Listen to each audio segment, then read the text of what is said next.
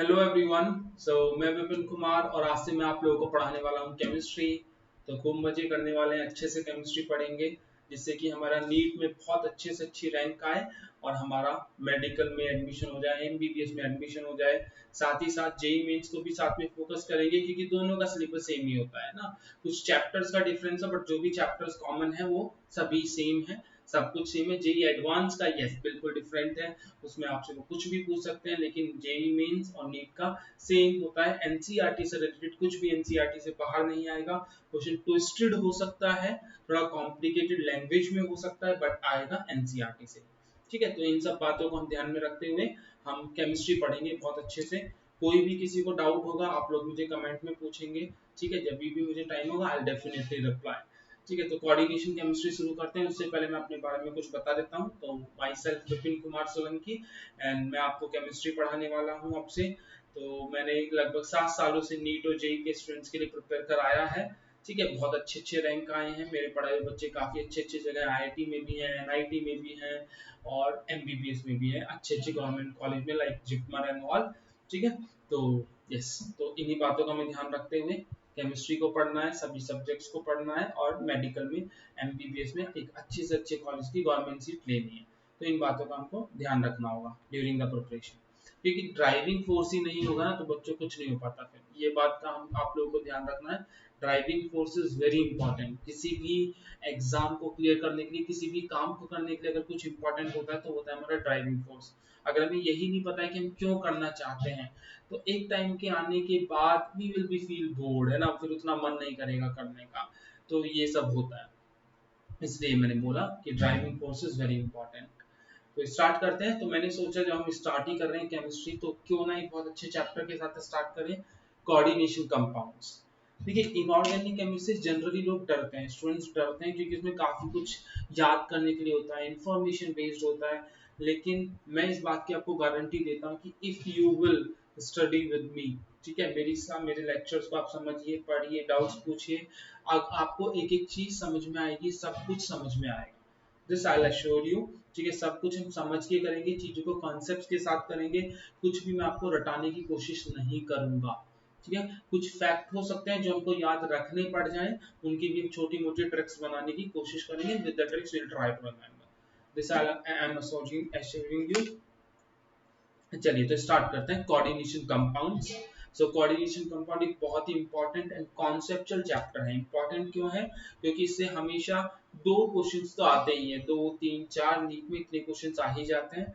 और कॉन्सेप्चुअल है क्योंकि केवल कॉन्सेप्ट्स हैं, कॉन्सेप्ट्स को समझना है, चीजों को समझना है, रटना नहीं है। पी ब्लॉक या एस ब्लॉक जैसा नहीं है कि ज्यादातर इंफॉर्मेशन नहीं, ज्यादातर बातें हैं which we are suppose to understand and answer in the exam. ठीक है, तो कोऑर्डिनेशन कंपाउंड स्टार्ट करेंगे। स्टार्ट करने से पहले मैं बता देता हूँ कि इसकी इंपॉर्टेंस, कोऑर्डिनेशन कंपाउंड इंपॉर्टेंट क्यों होता है। पहले बच्चों आप इस बात को समझिए, मतलब इसकी क्या इंपॉर्टेंस है हमारी लाइफ में या केमिस्ट्री में या इंडस्ट्री में या बायोलॉजी में, इनकी क्या इंपॉर्टेंस है। सो कोऑर्डिनेशन केमिस्ट्री की शुरुआत हुई थी डी ब्लॉक से। डी ब्लॉक याद होगा आपको, डीएनए ब्लॉक, अभी तक नहीं किया तो मैं आपको कराऊंगा। तो डी ब्लॉक में कहा जाता है कि जो हमारे डी ब्लॉक के एलिमेंट्स होते हैं, ट्रांजिशन मेटल्स, उनके अंदर नेचर होता है इस तरह के कंपाउंड्स बनाने का, means they show tendency to form coordination compounds.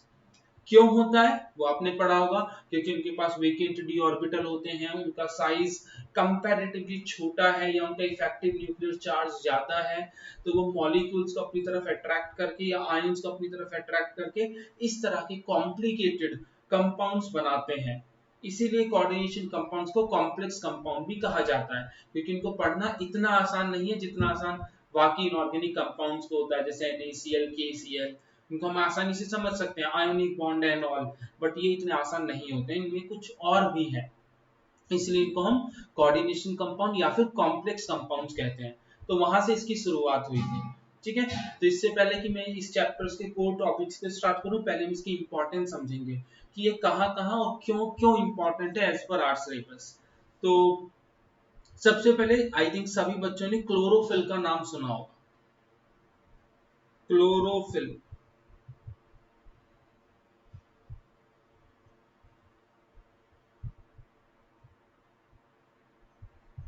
Right, सभी बच्चों ने क्लोरोफिल का नाम सुना होगा। क्या होता है क्लोरोफिल? क्लोरोफिल प्लांट्स का ग्रीन पिगमेंट होता है, ठीक है। ज्यादा बायोलॉजी मुझे नहीं आती है, बट शायद आपको तो आती होगी। सो क्लोरोफिल जो होता है हमारे ग्रीन प्लांट का पिगमेंट, आई मीन प्लांट का ग्रीन पिगमेंट होता है। सही बात है। अब उसमें होता क्या है बच्चों, उसमें एक कॉम्प्लेक्स पाया जाता है कि क्लोरोफिल में एक कोऑर्डिनेशन कंपाउंड होता है। अच्छा अच्छा, हाँ अच्छा, हमें बता रहे हो? यस, आपको बता रहा हूँ। क्लोरोफिल में कोऑर्डिनेशन कंपाउंड होता है of what? Of magnesium. Magnesium का कोऑर्डिनेशन कंपाउंड पाया जाता है क्लोरोफिल में, जो रिस्पॉन्सिबल होता है आपकी फोटोसिंथेसिस प्रोसेस के लिए, ठीक है। इसके अलावा सर और कुछ बताइए, इतने से मजा नहीं आया, और क्या इंपॉर्टेंस है? यस, हीमोग्लोबिन सभी ने सुना होगा। क्या है हीमोग्लोबिन? ब्लड में रेड पिगमेंट हीमोग्लोबिन, यस। तो हीमोग्लोबिन में भी कोऑर्डिनेशन कंपाउंड होता है। हीमोग्लोबिन में भी कोऑर्डिनेशन कंपाउंड होता है। किसका होता है? आयरन का। किसका? आयरन का, ठीक है। आगे चलते हैं। और कुछ? विटामिन बी 12 सुना है? बोलो सुने हो? नहीं सुने हो ना? विटामिन बी 12, जिसको हम साइनोकोबाल्मिन भी बोलते हैं, इसमें भी कोऑर्डिनेशन कंपाउंड होता है। अरे वाह, हर जगह कोऑर्डिनेशन कंपाउंड है, राइट। हमें तो आज तक पता ही नहीं था। हम तो बस ये सोचते थे कि हर जगह भगवान है। हाँ, भगवान भी है, लेकिन कोऑर्डिनेशन कंपाउंड्स भी हैं, ठीक है। हर जगह तो नहीं, बट काफी जगह। तो विटामिन बी 12 में भी क्या होता है? हमारा कोऑर्डिनेशन कंपाउंड होता है। किसका? कोपोल्ट का। तो ये तो हो गई हमारी कुछ बायोलॉजिकल इंपॉर्टेंस, मतलब बायोलॉजी में कहाँ कहाँ ये पाया जाता है। और भी बहुत जगह हो सकती है, बट हमारे सिलेबस में कम से कम ये 3 एग्जाम्पल हमें पता होने चाहिए। और भी है, बाद में बताऊंगा। आगे चलते हैं। इसके अलावा बताइए सर कुछ, मतलब इसके अलावा और कहाँ इंपॉर्टेंट है कोऑर्डिनेशन केमिस्ट्री? आप लोगों ने एक्सट्रैक्शन ऑफ मेटल कभी सुना? ये वर्ड एक्सट्रैक्शन ऑफ मेटल, मतलब मेटल को एक्सट्रैक्ट करना किसी कंपाउंड से। जैसे गोल्ड का एक्सट्रैक्शन किया जाता है माइन से, है ना। सिल्वर का किया जाता है, प्लेटिनम का किया जाता है। तो इस किसी भी पर्टिकुलर मेटल को उसके कंपाउंड से निकाल के बाहर, निचोड़ के बाहर निकाल लेना is called extraction of metal. तो मेटल की एक्सट्रैक्शन में भी कोऑर्डिनेशन कंपाउंड्स का यूज होता है। तो वो पॉइंट भी हम लिख सकते हैं। In extraction of metal, one second, in extraction of metal, metals की extraction में भी हमारा कोऑर्डिनेशन कंपाउंड्स का यूज है। कैसे पढ़ेंगे बाद में, अभी तो इंट्रो है बस। इसके अलावा और कहाँ होता है सर? मेडिसिनल केमिस्ट्री में भी होता है। मेडिसिनल केमिस्ट्री मतलब जहां पर लाइक केमिस्ट्री का वो पार्ट जहां पर हम मेडिसिन्स बनाते हैं, like paracetamol, penicillin and many more thing. तो मेडिसिनल केमिस्ट्री, इसमें एक बहुत पुराने टाइम पर, बहुत पुराने, है ना, जब मैं भी नहीं था तो बहुत पुराने टाइम पर कि कुछ साइंटिस्ट ने पाया कि एक सिस्प्लेटिन नाम का कंपाउंड है, सिस्प्लेटिन, जिसमें एंटी कैंसर एक्टिविटी पाई जाती है। एंटी कैंसर, एंटी कैंसर मतलब कि मतलब इसमें कुछ ऐसा है कि ये जाके ट्यूमर के साथ कंबाइन हो जाता है, ये जाके ट्यूमर के साथ कंबाइन हो जाता है, उसकी ग्रोथ को रोक देता है। तो ऐसे कंपाउंड्स, ऐसे नए नए पॉइंट्स की वजह से लोगों का कोऑर्डिनेशन कंपाउंड में इंटरेस्ट और ज्यादा आने लगा कि भाई कुछ तो बात है इसमें, ठीक है। ओके, इसके अलावा और सुनिए, इलेक्ट्रोप्लेटिंग। इलेक्ट्रोप्लेटिंग, देखो प्लेटिंग तो सभी ने सुना होगा। प्लेटिंग का क्या मतलब होता है? कोटिंग करना, पेंटिंग करना। सिंपली अगर बहुत आसान शब्दों में बोलूं तो पेंट करना किसी पर्टिकुलर चीज से। तो इलेक्ट्रोप्लेटिंग का मतलब होता है गोल्ड, किसी भी पर्टिकुलर मेटल की, गोल्ड की या सिल्वर की या जिंक की, किसी की भी कोटिंग करना किसी दूसरे आर्टिकल पर, है ना। तो जैसे आपने गैल्वेनाइजेशन पढ़ा होगा 9th-10th क्लास में। गैल्वेनाइजेशन क्या होता है? Coating of zinc. तो इलेक्ट्रोप्लेटिंग में भी हमारे कोऑर्डिनेशन कंपाउंड्स का यूज होता है। तो ये सब हो गई हमारी कुछ बातें कि कहाँ कहाँ कोऑर्डिनेशन कंपाउंड आएंगे। अब शुरू करते हैं कि कोऑर्डिनेशन कंपाउंड क्या होते हैं, कौन है वो जिसकी वजह से हम ये पढ़ रहे हैं, ठीक है। तो अल्फ्रेड वर्नर, कौन? अल्फ्रेड वर्नर, इनका पूरा नाम क्या है? Alfred Werner. So Alfred Werner नाम के एक साइंटिस्ट थे जिनको बच्चों का सुख बिल्कुल भी क्या कहते हैं उसको, कि बिल्कुल भी गवारा नहीं था। उन्होंने कहा कि क्यों ये इनऑर्गेनिक केमिस्ट्री इतना कम पढ़े, इनको कुछ ऐसा देता हूँ कि इनका काम बढ़ जाए। ठीक है, तो या ऐसे बोल सकते हो कि वो चाहते थे कि कुछ इनऑर्गेनिक में ऐसा हो जिनको जिसको पढ़ने में मजा आए। तो अल्फ्रेड वर्नर नाम के साइंटिस्ट थे जिन्होंने इस कोऑर्डिनेशन कंपाउंड की शुरुआत की। ठीक है, तो मतलब और एक और बात इनके बारे में कि ये पहले ऐसे साइंटिस्ट थे इनऑर्गेनिक केमिस्ट्री में जिनको नोबेल प्राइज मिला था। जनरली इनऑर्गेनिक में उस टाइम पर कुछ ऐसा होता नहीं था, तो लाइक वही एटम डिस्कवर हुआ, आयनिक कंपाउंड, कोवलेंट कंपाउंड, तो कुछ भी ऐसा यूनिक नहीं था जो ऑर्गेनिक में है या फिजिकल में है। तो ये थे जिन्होंने बहुत यूनिक तरह के कंपाउंड्स पाए जिनको हम कोऑर्डिनेशन कंपाउंड बोलते हैं। अब इन्होंने क्या किया, कैसे किया, अब इन बात को हम स्टेप बाय स्टेप समझेंगे जिसको हम वर्नर थ्योरी के नाम से जानते हैं। तो चलिए शुरुआत करते हैं। सबसे पहले मैंने देखो यहाँ पे कुछ लिखा हुआ है, इन्होंने क्या किया था, इन्होंने कुछ कंपाउंड्स को स्टडी किया, कुछ कंपाउंड्स को स्टडी किया। ये देखो, he has prepared some of the compounds of cobalt chloride and ammonia। इन्होंने कोबाल्ट क्लोराइड और अमोनिया के कुछ कंपाउंड्स बनाए, बनाए और भी बहुत थे बट हमारे सिलेबस में यही है। इन्होंने कोबाल्ट क्लोराइड और अमोनिया के कुछ कंपाउंड्स बनाए और उनको समझना स्टार्ट किया, उनके ऊपर रिसर्च करनी स्टार्ट की। राइट, तो क्या कंपाउंड बनाए, उनपे क्या रिसर्च की, आइए समझते हैं। तो पहले मैं आपको बताता हूँ उन्होंने क्या कंपाउंड्स बनाए। तो इसको मैं एज अ हेडिंग लिखता हूँ, तो हमें एक छोटा सा टेबल बनाना पड़ेगा। इन्होंने क्या किया, तो एक हो गया हमारा मॉलिक्यूलर फार्मूला का कॉलम, एक हो गया हमारा मोल्स ऑफ AgCl, एक हो गया हमारा कंडक्टिविटी या फिर जिसको हम कंडक्टेंस भी बोलते हैं, और एक हो गया हमारा स्ट्रक्चर फार्मूला, स्ट्रक्चर फार्मूला। ठीक है, तो इस तरह से आप चार you can say you can make 4 columns. इन्होंने क्या किया, कोबाल्ट क्लोराइड अमोनिया लिया, उसके कंपाउंड्स बनाने स्टार्ट किए। जब उन्होंने उसके कंपाउंड्स बनाने स्टार्ट किए तो उन्होंने 4 तरह के कंपाउंड बनाए। ठीक है, 4 तरह के कंपाउंड, उनका मॉलिक्यूलर फार्मूला लिख देता हूँ, COCl3 6 अमोनिया पहला कंपाउंड। दूसरा बनाया COCl3 5 अमोनिया। तीसरा बनाया COCl3 4 ammonia and then fourth one COCl3 4 ammonia. अरे सर लास्ट वाले दोनों सेम लिख दिए, ये सेम ही है, क्या अलग है मैं बताऊंगा। उन्होंने 4 कंपाउंड बनाए, आई मीन 4 कंपाउंड बनाए जो आपके मॉलिक्यूलर फार्मूला मैंने आपके सामने लिखे हुए हैं। इनके कलर्स लिख सकते हो आप, जैसे फर्स्ट वाले का कलर होता है येलो, येलो, देन दूसरे वाले का है पर्पल, देन थर्ड वाले का है ग्रीन एंड फोर्थ वाले का है वॉयलेट। सो यहाँ पर लिख देता हूं मैं वॉयलेट। तो उन्हें 4 कंपाउंड बनाए, चारों का कलर ऑब्जर्व किया। अब उन्होंने कलर से ही डाउट हो गया कि यार कंपाउंड तो काफी सिमिलर है, बहुत ज्यादा डिफरेंस नहीं है, बट इनकी कलर अलग है, मतलब इनकी प्रॉपर्टी भी अलग हो सकती है। खासकर लास्ट वाले 2 कंपाउंड में मॉलिक्यूलर फार्मूला सेम है बट फिर भी आपके कलर अलग है, तो मतलब माजरा क्या है ना, इसके पीछे क्या रीजन है। तो उन्होंने क्या किया, उन्होंने इन सभी कंपाउंड्स के एक एक मोल लिए। देखिए मैंने सेकेंड लाइन में लिखा है, he took 1 mole of each compound and treated with excess of AgNO3 and treated with excess of AgNO3। उन्होंने सभी कंपाउंड्स का एक एक मोल लिया और AgNO3 के साथ ट्रीट किया, एक्सेस ऑफ AgNO3 के साथ। क्यों? क्योंकि वो बहुत स्मार्ट थे, उनको पता था सिल्वर का नेचर होता है क्लोरीन के साथ कंबाइन होकर प्रेसिपिटेट बनाना, AgCl प्रेसिपिटेट। उन्होंने इसी बात का फायदा उठाया।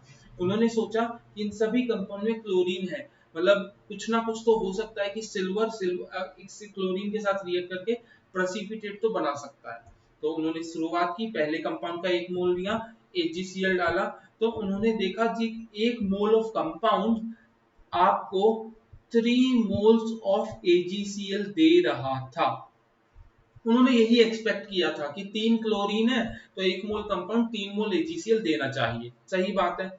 उन्होंने जब दूसरा कंपाउंड लिया तो उनके सारे होश उड़ गए, उनकी नींद उड़ गई। तो उन्होंने देखा दूसरे कंपाउंड में 3 क्लोरीन थे, लेकिन इसमें केवल 1 मोल कंपाउंड ने 2 मोल ऑफ AgCl का प्रेसिपिटेट बनाया। सारा उनका मतलब मेरी नींद चैन सब उड़ गई, मतलब कहने का मतलब ये है। तीसरा कंपाउंड लिया, बचा कुचा जो था वो भी उड़ गया। 3 क्लोरीन थे तो उन्होंने देखा इस केस में तो भैया एक ही मोल AgCl बना। 3 क्लोरीन थे, 3 में से एक ही क्लोरीन Ag के साथ कंबाइन हुआ, और लास्ट वाले में भी कुछ ऐसा ही हुआ। तो ये सब उन्होंने समझा, चीजों को लिखा, एंड उन्होंने बहुत जल्दी ये रियलाइज कर दिया। इसका ये मतलब हो सकता है कि पहले कंपाउंड में जो 3 क्लोरीन है वो तीनों के तीनों आयनाइजेबल हैं। दूसरे कंपाउंड में 3 क्लोरीन है, उसमें से 2 ही आयनिक इन नेचर है, 2 ही आयनाइजेबल है, बाकी एक के साथ कुछ माजरा है ना, कुछ तो गड़बड़ है दया, वो वाली बात है। और लास्ट वाले 2 कंपाउंड में 3 क्लोरीन है लेकिन उनमें से एक ही आयनाइजेबल है, बाकी 2 के साथ कहानी कुछ कॉम्प्लिकेटेड है, कुछ कॉम्प्लेक्स है। तो इन्होंने इस बात से ये कंक्लूड कर दिया कि पहले कंपाउंड में तीनों क्लोरीन आयनिक बॉन्ड के थ्रू जुड़े हैं, आयनाइजेबल है, दूसरे में 2, तीसरे में 1 एंड फोर्थ में भी 1। ठीक है, अब उन्होंने इन बातों को और ज्यादा डिटेल में समझने के लिए कंडक्टेंस मेजर किया। कंडक्टेंस समझते हो, इलेक्ट्रिकल कंडक्टेंस। ठीक है, तो इलेक्ट्रिसिटी की कितना ज्यादा इलेक्ट्रिसिटी कंडक्ट करेंगे, इसकी हेल्प से वो ये पता लगाना चाहते थे कि पहले कंपाउंड में, दूसरे कंपाउंड में, इन सभी में कितने कितने आयंस हो सकते हैं। तो जब उन्होंने पहले कंपाउंड का इलेक्ट्रिकल कंडक्टेंस देखा तो उन्होंने पाया कि पहले कंपाउंड में 1:3 रेशियो में आयंस हैं, मतलब टोटल 4 आयंस हैं पर mole of compound, 4 moles of ions होंगे। ठीक है, दूसरे में उन्होंने कहा कि 1:2 रेशियो में होंगे, तीसरे में कहा 1:1 रेशियो में होंगे, और फोर्थ में भी 1:1 रेशियो में। कंडक्टेंस फाइंड आउट करके उन्हें ये आइडिया लगा कि पहले केस में टोटल 4 आयंस हैं, तो मतलब 1:3 रेशियो, एक कैटायन 3 एनायंस या फिर 3 एनायंस 1 कैटायन, ऐसे ही उन्होंने बाकी सब किया। अब देखो इस वाले पॉइंट से उनको पहले ही आइडिया लग गया था कि 3 तो क्लोरीन आयोनिक हैं, तो मतलब तो जब वर्नर ने हमें कंडक्टिविटी मेजरमेंट्स दिया, जब वर्नर ने जब इन सभी कंपाउंड्स की कंडक्टेंस को मेजर किया, तो उन्होंने ये आइडिया लगाया कि किस कॉम्प्लेक्स में, किस पर्टिकुलर कंपाउंड में कितने आयंस होंगे। जैसे पहले कंपाउंड में उनको टोटल 4 आयंस मिले, दूसरे कंपाउंड में उनको टोटल 3 आयंस मिले, एंड थर्ड एंड फोर्थ, तीसरे और चौथे कंपाउंड में उनको 2-2 आयंस मिले। अब इन दोनों इंफॉर्मेशन का, एक तो ये AgCl की इंफॉर्मेशन हो गई, एक ही हो गई कंडक्टेंस की इंफॉर्मेशन। इन दोनों इंफॉर्मेशन का उन्होंने क्या यूज किया, क्या कंक्लूजन किया, आइए समझते हैं। तो मैं इसको नेक्स्ट स्लाइड पे समझाता हूँ क्योंकि यहाँ पे आपको विजिबल नहीं होगा। So we'll do one thing. So this will do.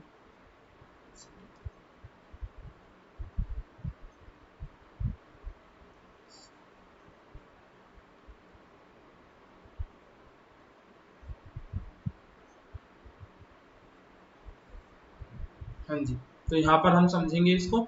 तो मॉलिक्यूलर फॉर्मूला पे हमने जैसे कि देखा पीछे वाली स्लाइड में, उन्होंने कुछ मॉलिक्यूल्स लिए, उनके ऊपर कुछ एक्सपेरिमेंट्स किए कि वो कितना AgCl का प्रेसिपिटेट देंगे, कितना कंडक्टेंस देंगे।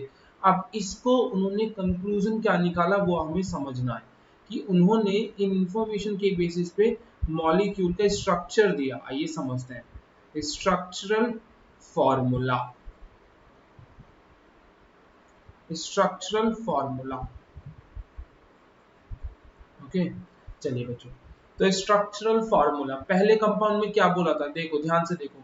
पहले कंपाउंड में बोला टोटल 4 आयंस होंगे, 1 + 3 4। ठीक है, अब 4 आयंस में से 3 तो क्लोरीन थे, ये कंफर्म हो गया। तो इसका मतलब क्या हुआ कि COCl3 6 अमोनिया में से 3 तो क्लोराइड आयन होंगे डेफिनेटली। क्या बचा, टोटल 4 आयन है तो बचा हुआ पार्ट मिलकर पूरा एक आयन बनाएगा। तो क्या बचा, एक कोबाल्ट बचा, 6 अमोनिया बचे, ये सब मिलकर एक आयन बनाएंगे। चार्ज कितना आएगा, सीधी सी बात है, कंपाउंड है, सॉल्ट लाइक ओवरऑल न्यूट्रल है, तो अगर 3 क्लोराइड है तो इस पे +3 आएगा, करेक्ट। तो इसको थोड़ा अलग से लिख देते हैं, यस, थोड़ा गैप देकर। तो ये हमको कंक्लूजन मिलने लगा, इससे हमें कुछ आइडिया लगने लगा। ओके, मतलब पहले कंपाउंड में 3 क्लोरीन थे, तीनों आयनाइजेबल थे। ओके, तो 3 क्लोरीन अलग हो गए और जो बचा हुआ पार्ट है वो मिलकर एक आयन बनाएगा, इसी को हम बोलते हैं कॉम्प्लेक्स आयन। ऐसा क्यों बोलते हैं अभी मैं आपको आगे बताऊंगा। अब ऐसे सेकंड कंपाउंड की तरफ चलते हैं। सेकंड कंपाउंड में बोला गया, आप देखिए टोटल 3 आयन्स होंगे, 1:2 रेशियो, टोटल 3 आयन्स होंगे। अब 3 में से 2 तो क्लोरीन होंगे, क्योंकि 2 मोल ऑफ सिल्वर क्लोराइड मिला था, तो 2 क्लोराइड आयन होंगे, बचा हुआ एक कॉम्प्लेक्स आयन होगा।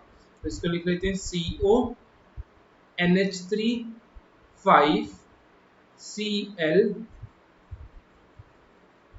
+2 चार्ज, 2 क्लोराइड। कैसे लिखा मैंने, टोटल 3 आयन मुझको बनाने हैं, 2 मेरे क्लोरीन है क्योंकि 2 मोल ऑफ AgCl मिला था, बाकी जो भी बचा मेरे पास उन सभी को मैंने एक साथ ब्रैकेट में लिख दिया, ठीक है। नेक्स्ट कंपाउंड की तरफ चलते हैं। नेक्स्ट कंपाउंड में टोटल 2 आयन्स हैं, 2 में से एक क्लोराइड होगा, बाकी एक बचा हुआ जो भी आपके एटम्स बचे हैं, तो CO अमोनिया 4। अगर 3 क्लोरीन में से एक हम निकाल देते हैं आयनिक फॉर्म में तो 2 बचेंगे, राइट, +1 और एक chloride. Same story for the next one, क्योंकि दोनों का मॉलिक्यूलर फॉर्मूला भी सेम है और दोनों में same observation I. 1 mole of chloride 1 mole of AgCl बना, मतलब एक क्लोरीन आयनाइजेबल है, तो एक क्लोरीन आयन हुआ और बाकी जो भी बचेगा कोबाल्ट 4 अमोनिया 2 क्लोरीन, ये सब मिलकर एक आयन बनाएंगे। तो ये थे हमारे अल्फ्रेड वर्नर बाबा का सबसे बड़ा कंक्लूजन। उन्होंने क्या कहा, उन्होंने कहा कि ऑब्जर्वेशन के बेसिस पे हम लोग कह सकते हैं कि सेंट्रल मेटल आयन जो होता है, जो आपका मेटल आयन होता है कोऑर्डिनेशन कंपाउंड में, वो 2 तरह के बॉन्ड बनाता है। एक इस टाइप का बॉन्ड है जो कि आयोनिक इन नेचर है, जो कि आयनाइजेबल होता है, और दूसरा बॉन्ड कुछ ऐसा है जो आयनिक इन नेचर नहीं है। वो क्या है, कैसे है, आगे समझेंगे। बात समझे आप, क्योंकि हर कंपाउंड में 3 क्लोरीन थे, लेकिन पहले कंपाउंड में तीनों क्लोरीन आयनाइजेबल थे, दूसरे कंपाउंड में 2 ही क्लोरीन आयनाइजेबल थे, और तीसरे और चौथे कंपाउंड में केवल एक एक क्लोरीन ही आयनाइजेबल था। तो इससे उनको ये आइडिया मिल गया कि सभी क्लोरीन आयनिक बॉन्ड के थ्रू नहीं जुड़े हुए हैं। मेटल के अंदर 2 टाइप के बॉन्ड हैं यहाँ पर, एक आयोनिक है, दूसरा में भी कोवेलेंट है, या क्या है उसको हम समझेंगे। ये था हमारा अल्फ्रेड वर्नर का एक्सपेरिमेंट। अब इसके बेसिस पे उन्होंने कंक्लूजन क्या निकाला वो अब हम पढ़ेंगे, जो हमारे सिलेबस में है, पोस्टुलेट्स ऑफ वर्नर थ्योरी। ठीक है, एक और बात मैं बताऊंगा, क्योंकि हमारा एनसीईआरटी में एग्जांपल्स हैं, इनके आप कलर को भी याद रख लेना। जैसे मैंने इसको ऐसे याद रखा हुआ, मैं आपको ट्रिक बता देता हूँ। So yellow purple green violet, so ये प्यार घना वैरागी, घना वैरागी, ये प्यार घना वैरागी, ठीक है। बहुत एक्सपीरियंस होगा वैसे आप लोगों को, बट ठीक है मैं बता देता हूँ। ये प्यार घना वैरागी, ये वाई येलो, प्यार पी पर्पल, घना जी ग्रीन, एंड वी वॉयलेट। तो इस तरह से आप कलर याद रखिए। एनसीईआरटी का हम कुछ भी नहीं छोड़ेंगे, क्योंकि इनऑर्गेनिक केमिस्ट्री टॉपिक ही ऐसा होता है कि उसमें कुछ भी पूछा जा सकता है, और इसलिए हम हर बात को याद रखेंगे, ठीक है। ट्रिक के साथ याद कराऊंगा, मजा आने वाला है। चलिए स्टार्ट करते हैं। Postulates of Werner theory. Werner theory के हमारे क्या पोस्टुलेट्स रहे, मतलब वर्नर थ्योरी ने फाइनली कंक्लूड क्या किया। So based upon his experiment, Werner ji ने कहा that central metal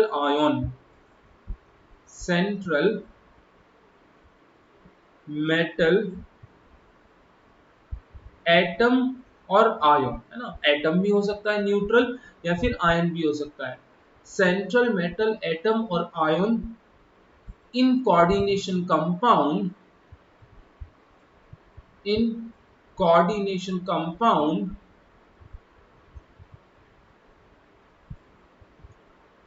in coordination compounds have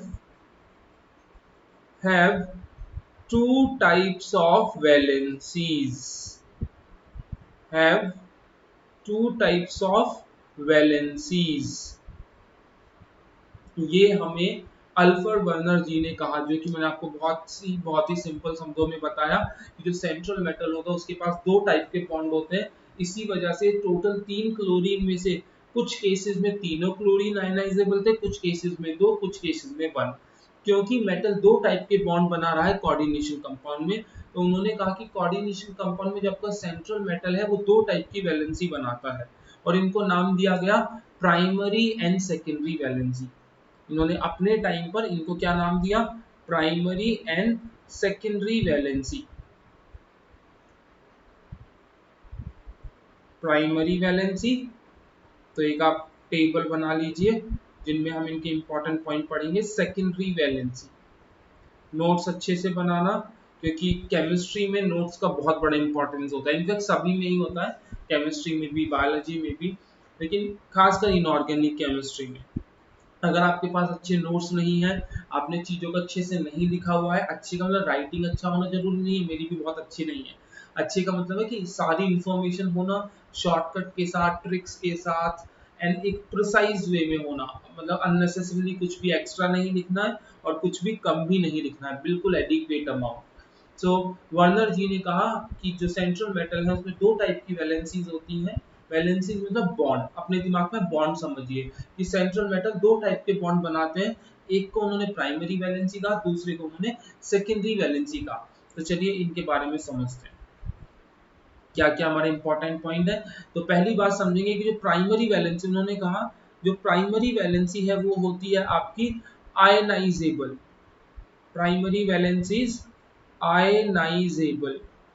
इसका क्या मतलब है? इसका ये मतलब है कि जो भी आपके मॉलिक्यूल प्राइमरी वैलेंसी के थ्रू जुड़े हुए हैं, एक टाइप के बॉन्ड के थ्रू जुड़े हुए हैं, वो सब आयोनिक इन नेचर है। अब आप रिलेट कर पाओगे कि मतलब पहले कंपाउंड में तीनों क्लोरीन आयनाइजेबल थे, मतलब हो सकता है वो तीनों प्राइमरी वैलेंसी के थ्रू जुड़े हुए हो, ठीक है। जबकि सेकेंडरी वैलेंसी क्या होती है? Non ionisable. सेकेंडरी वैलेंसी क्या होगी? Non ionisable. ये पहला पॉइंट हो गया।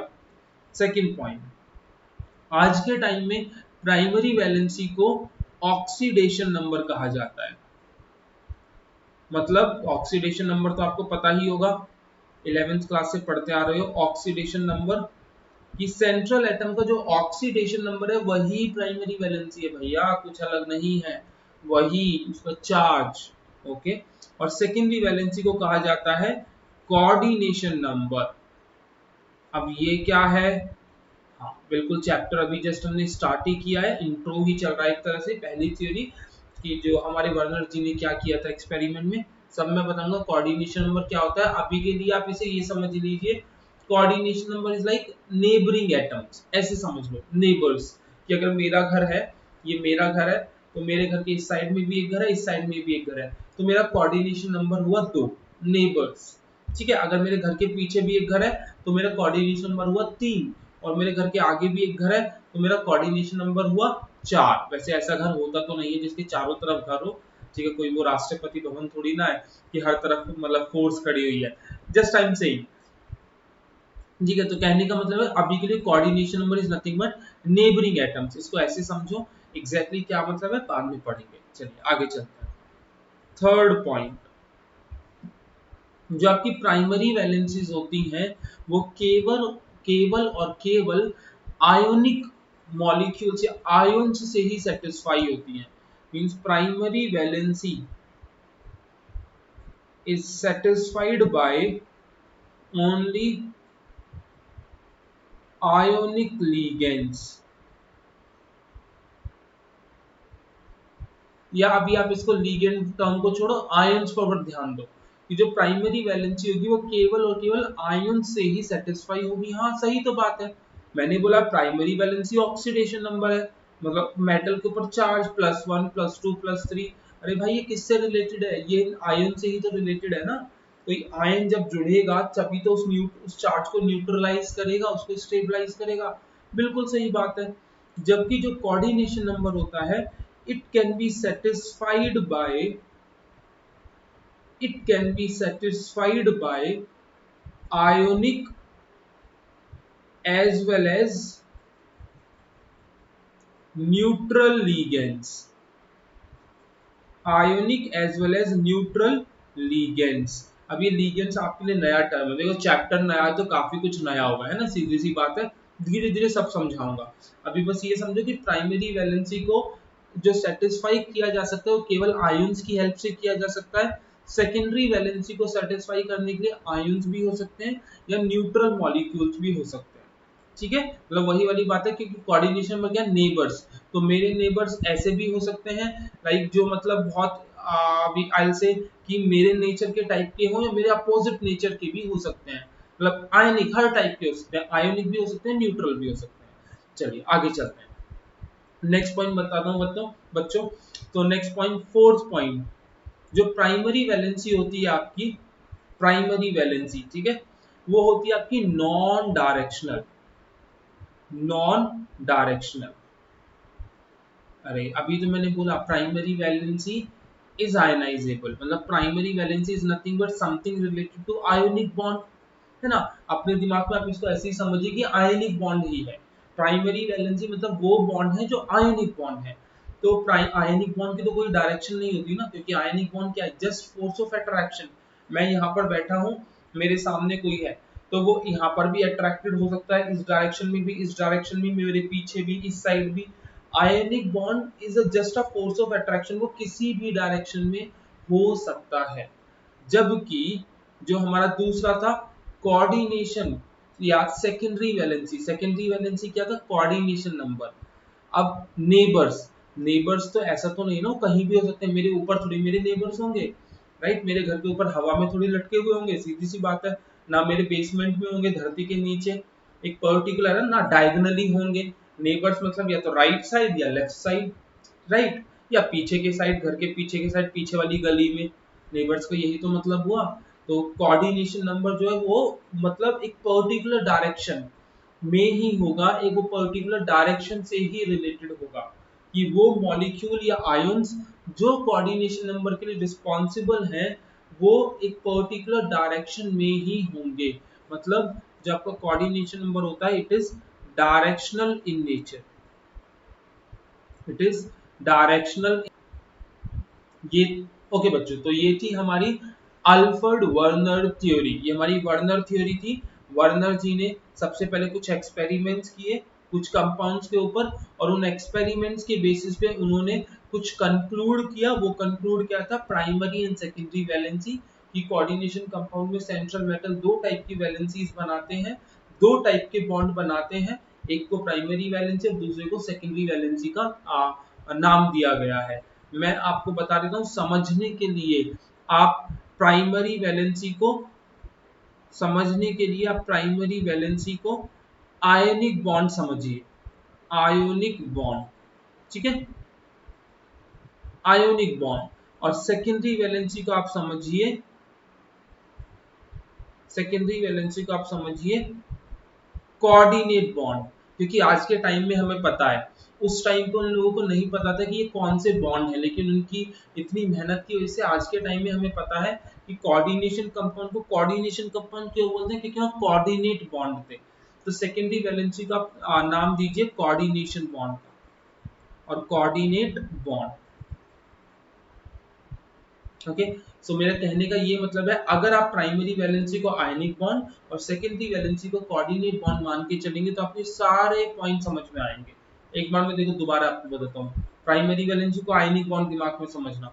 तो उन्होंने कहा जो भी मॉलिक्यूल या आयन प्राइमरी वैलेंसी के थ्रू जुड़े हैं वो आयनाइजेबल है, सही बात है, आयनिक बॉन्ड मतलब आयन आयनाइजेबल है। ये ऑक्सीडेशन नंबर होता है, यस, आयंस होंगे तो वही तो डिसाइड करेंगे ना कि मेटल पे कितना चार्ज होगा, बिल्कुल सही है।